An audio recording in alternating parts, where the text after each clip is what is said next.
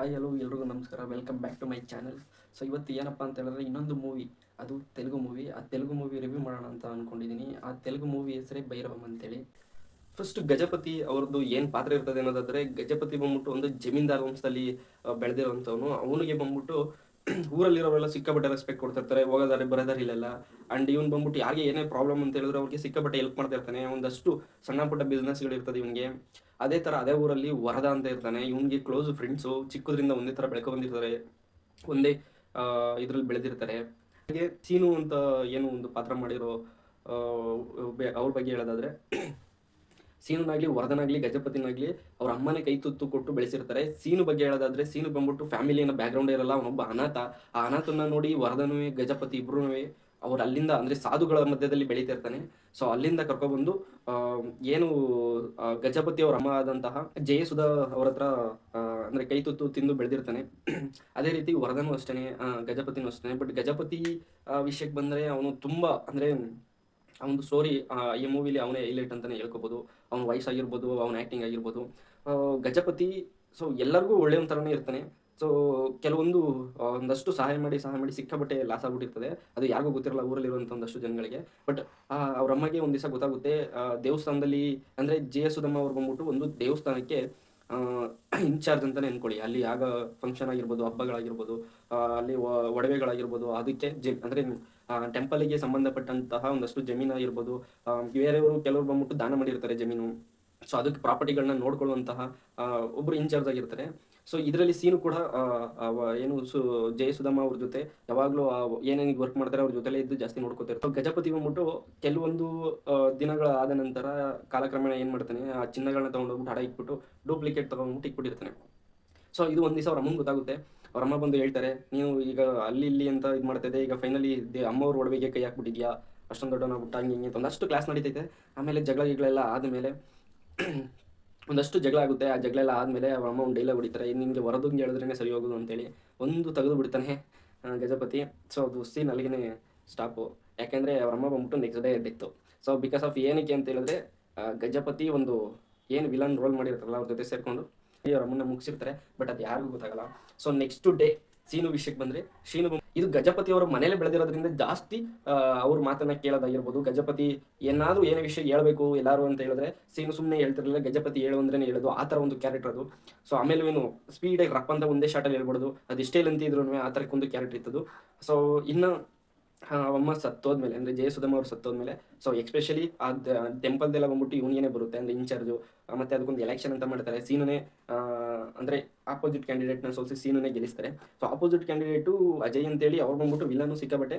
So ನಾವು already ನೋಡಿರ್ತೀವಿ. ಅವಾಗೇನಾಗುತ್ತೆ, ಗೆದ್ದಾದ್ಮೇಲೆ ಹೇಗೆ ನಾವು ಅಲ್ಲಿರೋ ಒಡವೆ ದೇವಸ್ಥಾನದಲ್ಲಿ ಇನ್ಚಾರ್ಜ್ಗೆ ಒಡವೆಗಳು ಎಲ್ಲ ಇವ್ರ ಕೈಲೇ ಬರುತ್ತೆ, ಕೀಗಿ ಎಲ್ಲ ಇವನ ಕೈಲೇ ಇರ್ತದೆ ಸೀನು ಹತ್ರನೇ. ಸೊ ವರದ ಕೂಡ ಟೆಂಪಲ್ಗೆ ಏನೇ ಒಂದು ಪ್ರಾಬ್ಲಮ್ ಆಗ್ತೈತೆ ಅಂತ ಹೇಳಿದ್ರೆ ಅದನ್ನು ಸಹಿಸಲ್ಲ. ಸೊ ಆ ಥರ ಕ್ಯಾರೆಕ್ಟರ್ ಒಂದು. ಸೊ ಇನ್ನು ಈ ಸೀನು ಬಂದ್ಬಿಟ್ಟು ಯಾವಾಗಲೂ ಗಜಪತಿ ಅವ್ರ ಮನೇಲೇ ಜಾಸ್ತಿ ಇರೋದು. ಬಟ್ ವರದವರ ಮಕ್ಕಳಿಗೆ ಮಾವ ಆಗ್ತಾನೆ, ಅಂದರೆ ಬಾಯಿ ಮಾತಿಗೆ ಕರೆದು ಆ ಥರ ಒಂದು ರಿಲೇಷನ್ಶಿಪ್ ಬಿಲ್ಡ್ ಮಾಡಿಬಿಟ್ಟಿರ್ತಾರೆ. ಹಾಗೆ ವರದ ಅವರ ವೈಫ್ ಕೂಡ ಸಿಕ್ಕಾಪಟ್ಟೆ ಪ್ರೀತಿಯಿಂದ ಸೀನನ್ನ ಬೆಳೆಸಿರ್ತಾರೆ. ಸೊ ಊಟದ ವಿಷಯದಲ್ಲಿ ಆಗಿರ್ಬೋದು, ಮಾತಾಡ್ಸೋ ರೀತಿಯಾಗಿರ್ಬೋದು, ಕೇರ್ ಮಾಡೋದು, ಟ್ರೀಟ್ ಮಾಡೋದು, ಆ ಥರದ್ದೆಲ್ಲ ವಿಷಯದಲ್ಲಿ ಬಂದ್ಬಿಟ್ಟು ಸಿಕ್ಕಾಪಟ್ಟೆ ಕೇರ್ ತೊಗೊಂಡಿರ್ತಾರೆ. ಸೊ ಇದು ಹೋಗ್ತಾ ಏನಾಗ್ಬಿಡ್ತದೆ ಅಂದರೆ, ಸೊ ಏನು ಜಮೀನು ಏನು ಆಸ್ತಿ ಅನ್ನೋದು ಏನಿರ್ತದೆ ಯಾವುದು ಟೆಂಪಲ್ದು, ಅದು ಬಂದ್ಬಿಟ್ಟು ರಾಜಕಾರಣಿಗಳ ಕಣ್ಣಿಗೆ ಬೀಳುತ್ತೆ. ಒಂದು ಏನು ಸಿಕ್ಕಾಪಟ್ಟೆ ಕೋಟ್ಯಾಂತರ ರೂಪಾಯಿ ಬೆಲೆ ಬಾಳುವಂತಹ ಒಂದು ಜಮೀನು. ಆ ಜಮೀನ್ ಮೇಲೆ ಕಣ್ಣು ಬಿದ್ದರೆ ಗಜಪತಿ ಎಲ್ಪ್ ತೊಗೊಂಡು ಅದನ್ನು ಇವರು ಕಬ್ಜಾ ಮಾಡ್ಕೊಬಿಡೋದ ಅಂತ ನೋಡ್ತಾರೆ. ಬಟ್ ಅದು ಬಂದ್ಬಿಟ್ಟು ವರದ ಅಡ್ಡ ಬರ್ತಿರ್ತಾನೆ. ಸೊ ಈ ಮೂವಿಲಿ ಇದೇ ಡೇ ಸ್ಟಾರ್ಟಿಂಗ್ ಟಿಲ್ ಇಲ್ಲಿವರೆಗೂ ಬರೀ ಟೆಂಪಲ್ದು ಆಸ್ತಿನ ಹೆಂಗೆ ಕಬ್ಲಿಸ್ಕೊಬಿಡ್ತಾರೆ, ಇನ್ನು ಯಾರ್ಯಾರಿದ್ದಾರೆ ಅನ್ನೋದೇ ಸೀನ್ ಆಗಿರ್ತದೆ. ಸೊ ಎಲ್ಪ್ ತೊಗೋತಿರ್ತಾನೆ ಒಂದೆರಡು ಸತಿ, ಅದು ಆಗಲ್ಲ. ವರದ ಬಂದ್ಬಿಟ್ಟು ವಾರ್ನು ಮಾಡೋ ಕೂಡ ಹೋಗ್ಬಿಡ್ತಾನೆ. ವರದ ಕೂಡ ಇವನು ಗಜಪತಿ ಹೇಳ್ತಾನೆ, ನಿನ್ನಿಂದನೇ ಈ ಪ್ಲಾನ್ ಎಲ್ಲ ಹಾಳಾಯಿತು, ಆ ಥರ ಈ ಥರ ಪ್ಲಾನ್ ಮಾಡಿದೆ ಆದರೂ ಹಾಳಾಯಿತು ಅನ್ನೋ ಥರಕ್ಕೆ. ಸೊ ಅಲ್ಟಿಮೇಟ್ಲಿ ಗಜಪತಿ ಗೊತ್ತಾಗ್ಬಿಡ್ತದೆ, ಗಜಪತಿ ಬುದ್ಧಿ ಏನಂತ ವರದಂಗೆ ಗೊತ್ತಾಗ್ಬಿಡ್ತದೆ. ಫೈನಲಿ ಒಂದು ಫೈಟಿಂಗ್ ಇದೆ, ಒಂದು ಮಾವನ್ ತೋಡ್ತಲಿ. ಅಲ್ಲಿ ಇವನು ಅಂದರೆ ವರದ ಅವರ ವೈಫ್ ಬಂದ್ಬಿಟ್ಟು ಹೇಳಿರ್ತಾರೆ, ಸುಮ್ಮನೆ ಕೊಟ್ಬಿಡಿ, ಏನಕ್ಕೆ ಗಜಪತಿ ಅಣ್ಣನು ಚೆನ್ನಾಗಿರ್ಬೋದು, ನಮ್ಮ ಜೊತೆ ಕಿರಿಕೆ ಬೇಡ ಅಂತ ಹೇಳ್ತಾ ಹೋಗೋ ಮಿಡಲಲ್ಲಿ ಅವನಿಗೆ ಒಂದು ವೀಡಿಯೋ ಸಿಕ್ಬಿಡ್ತದೆ. ಏನು ವೀಡಿಯೋ ಅಂದರೆ, ಸೊ ಆ ವಿಡಿಯೋದಲ್ಲಿ ಮೇಜರು ಅಣ್ಣವ್ರದೇ ಕೈವಾಡ ಇರ್ತದೆ, ಅದು ಗಜಪತಿನೇ ಮಾಡಿರೋ ಕೆಲಸ ಆಗಿರ್ತದೆ ಅದು. ಸೊ ಅದರಿಂದ ಬಂದ್ಬಿಟ್ಟು ಅವ್ನು ಕೊಡಬೇಕು ಅನ್ನೋದು ಮೈಂಡ್ ಸೆಟ್ ಚೇಂಜ್ ಮಾಡಿಕೊಂಡು ಜಗಳ ಮಾಡ್ಬಿಡ್ತಾನೆ. ಬಟ್ ಅಲ್ಲೆಲ್ಲ ಆಲ್ರೆಡಿ ಪ್ಲ್ಯಾನ್ ಮಾಡೇ ಬಂದಿರ್ತಾರೆ. ಸೊ ವರದನ್ನ ಸಾಯಿಸ್ಬಿಡ್ತಾರೆ. ಏನು ಪ್ರಾಬ್ಲಮ್ ಅಂದರೆ ಕೋರ್ಟು, ಹೇಗೇನಲ್ಲಿ ಸಾಕ್ಷಿ ಹೇಳೋರು ಯಾರಿಲ್ಲ. ಸೀನುಗೆ ಮಧ್ಯದಲ್ಲಿ ಊಟ ತಗೊಬರಕ್ಕೆ ಕಳಿಸ್ಬಿಟ್ಟಿರ್ತಾರೆ. So ಸೀನಿಗೆ ultimately ಗೊತ್ತಾಗಿರ್ತದೆ. ಸೀನು ಕ್ಯಾರೆಕ್ಟ್ರಲ್ಲಿ ಇನ್ನೊಂದು ಏನಂತ ಹೇಳಿದ್ರೆ, ಸೀನಿಗೆ ಕುಂಕುಮ ಹಣೆಗೆ ಬೀಳಂಗಿಲ್ಲ. ಸೊ ಇನ್ ಕೇಸ್ ಬಿತ್ತಂದ್ರೆ ಅಮ್ಮವ್ರು ಬಂದರು ಮೈ ಮೇಲೆ ಅನ್ನೋ ಥರಕ್ಕೆ.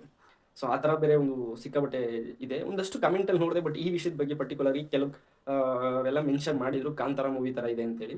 ಸೊ ಕಾಂತಾರ ಮೂವಿನೇ ಡಿಫ್ರೆಂಟು, ಇದು ಬೇರೆ ಡಿಫ್ರೆಂಟು. ಸೊ ಇದೇ ಇಲ್ಲ ಅಂತ ಹೇಳ್ತಾರೆ, ಒಂದು ಸ್ಕೋಪ್ ಇದೆ ಈ ಮೂವಿ ಕೂಡ. ಬಟ್ ಒನ್ ಟೈಮು ಈ ಮೂವಿ ನೋಡ್ಬೋದು, ಆ ಥರಕ್ಕೆ ಏನು ಪ್ರಾಬ್ಲಮ್ ಇಲ್ಲ. ಆ್ಯಂಡ್ ಏನಂದರೆ ಫಸ್ಟ್ ಹಾಫ್ ಬಂದ್ಬಿಟ್ಟು ಸೂಪರ್ ಆಗೈತೆ. ಅಂದರೆ ಮೇ ಬಿ ನನಗೆ ಏನು ಫೀಲ್ ಅಂದರೆ, ನಮಗೆ ಅದೇನು ಸ್ಟೋರಿ ಗೊತ್ತಿರಲ್ವಲ್ಲ, ಸೊ ಅದಕ್ಕೆ ಹಂಗೆ ಅನಿಸ್ತಾ ಇರ್ತದೆ. ಬಟ್ ಸೆಕೆಂಡ್ ಹಾಫ್ ಮತ್ತು ಸಿಕ್ಕಾಪಟ್ಟೆ ಲಾಗ್ ಆಯಿತು. ಆಮೇಲೆ ಅಂದರೆ ಸ್ವಂತ ಸ್ನೇಹಿತನ ದುಡ್ಡುಗೋಸ್ಕರ ಹೆಂಗೆ ಬೇಕಾದ್ರೂ ಮಾಡ್ಬೋದು ಅನ್ನೋ ಥರಕ್ಕೆ ಬರ್ತೈತೆ ಇವಾಗಿನ ಜನ್ರೇಷನ್. ಸೇಮ್ ಅದೇ ತೋರಿಸಿದ್ದಾರೆ. ಮತ್ತು ಮನುಷ್ಯ ಹೆಂಗೆ ಚೇಂಜ್ ಆಗ್ತಾನೆ ದುಡ್ಡು ವಿಷಯಕ್ಕೆ ಅಂತ ಗಜಪತಿ ಅನ್ನೋ ಒಂದು ಪಾತ್ರದಲ್ಲೇ ನಾವು ನೋಡ್ತಿರ್ಕೋಬೋದು.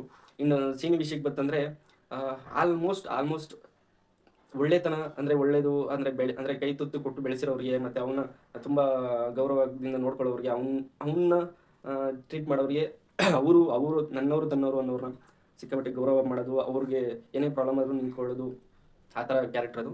ಸೊ ಇಷ್ಟು ಈ ಮೂವಿದು ಒಂದು ಫೈನಲ್ ಏನಂದರೆ, ಈ ಮೂವಿಲಿ ಇನ್ನೊಂದು ಸೀನ್ ಏನಂದರೆ, ಅಲ್ಟಿಮೇಟ್ಲಿ ಗಜಪತಿನ ಸಾಯಿಸೋದು ಸೀನೇ, ವರ್ಧನ್ ಸಾಯಿಸೋದು ಗಜಪತಿ. ಫೈನಲಿ ಅಮ್ಮವ್ರು ಬಂದು, ಸೊ ಕುಂಕುಮ ಬಿದ್ದರೆ ಸಾಕು ಅವ್ನಿಗೆ ಅಮ್ಮವ್ರು ಬಂದ್ಬಿಡ್ತಾರೆ. ಅದೇ ಥರ ಅಮ್ಮವ್ರು ಬಂದು ಗಜಪತಿನೂ ಡಮ್ ಅನ್ಸ್ಬಿಡ್ತಾನೆ. ಇಷ್ಟು ಈ ಮೂವಿ ದೊಡ್ಡ ಅಂದರೆ ಈ ಮೂವಿ ಸೀನು. ಬಟ್ ಸಿಕ್ಕಾಪಟ್ಟೆ ಇದಕ್ಕೆ ವಿಲನ್ ಆಗಿರ್ಬೋದು ಅಜಯ್ ಅಂತೇಳಿ. ಡೈರೆಕ್ಟ್ರು ಬಂದ್ಬಿಟ್ಟು ನನ್ನ ಪ್ರಕಾರ ಬಂದರೆ ಇವರು ವರ್ಷಕ್ಕೊಂದೊಂದು ಮೂವಿ ಕೊಡ್ತಿದ್ದಾರೆ.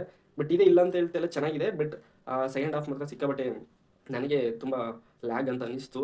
So anyway movie one time ನೋಡ್ಬೋದು, ಏನೂ ಪ್ರಾಬ್ಲಮ್ ಇಲ್ಲ. ಇನ್ನು ಈ ಸ್ಟೋರಿನ ಇನ್ನೂ ಕಂಟಿನ್ಯೂ ಕೂಡ ಮಾಡ್ಬೋದಿತ್ತು. ಒಂದಷ್ಟು ಕ್ಯಾರೆಕ್ಟರ್ ಇನ್ನೂ ಸ್ಟ್ರಾಂಗ್ ಮಾಡ್ಬೋದಿತ್ತು. ಸೀನು ಅನ್ನೋ ಕ್ಯಾರೆಕ್ಟರ್ ಇನ್ನೂ ಸಿಕ್ಕಾಪಟ್ಟೆ ಸ್ಟ್ರಾಂಗ್ ಮಾಡ್ಬೋದಿತ್ತು. ಸೊ ಆಮೇಲೆ ಇನ್ನೊಂದು ಏನಂದರೆ, ವೆನಿಲಾ ಅನ್ನೋ ಒಂದು ಕ್ಯಾರೆಕ್ಟರ್ ಏನಿದೆಯಲ್ಲ, ಸೀನಿಗೆ ಹೀರೋಯಿನ್ನು, ಆ ಕ್ಯಾರೆಕ್ಟ್ರಿಗೆ ಬಂದ್ಬಿಟ್ಟು ಸಿಕ್ಕಾಪಟ್ಟೆ ಬ್ಯಾಕ್ಗ್ರೌಂಡೇ ಇಲ್ಲ. ಸುಮ್ಮನೆ ಯಾವಾಗಲೂ ಬರ್ತಾರೆ, ಎಲ್ಲಿಂದನೂ ಬರ್ತಾರೆ, ಆ ಥರಕ್ಕೆ ಆಗ್ಬಿಟ್ಟೈತೆ. ಸೊ ಅದು ಬಿಟ್ಟು ಆ ಥರ ಕ್ಯಾರೆಕ್ಟರ್ಗೆ ಇನ್ನೊಂದು ಸ್ವಲ್ಪ ನಾವು ಜೀವ ಕೊಡ್ಬೋದಿತ್ತು ಅನ್ಸುತ್ತೆ. ಅಂದರೆ ಬ್ಯಾಕ್ಗ್ರೌಂಡ್, ಫ್ಯಾಮಿಲಿ ಬ್ಯಾಕ್ಗ್ರೌಂಡ್ ಏನು ವೆನಿಲಾ ಅವ್ರದ್ದು, ಆ ಥರಕ್ಕೆಲ್ಲ ಹೇಳ್ಬೋದಿತ್ತು ಅಂತ ಅನಿಸುತ್ತೆ. ಸೊ ಎನಿವೇ ನೆಕ್ಸ್ಟ್ ವೀಡಿಯೋದಲ್ಲಿ ಹೊಸ ಮೂವಿ ಅಪ್ಡೇಟ್ ತೊಗೊಂಡು ಬರೋದಾ. Bye bye.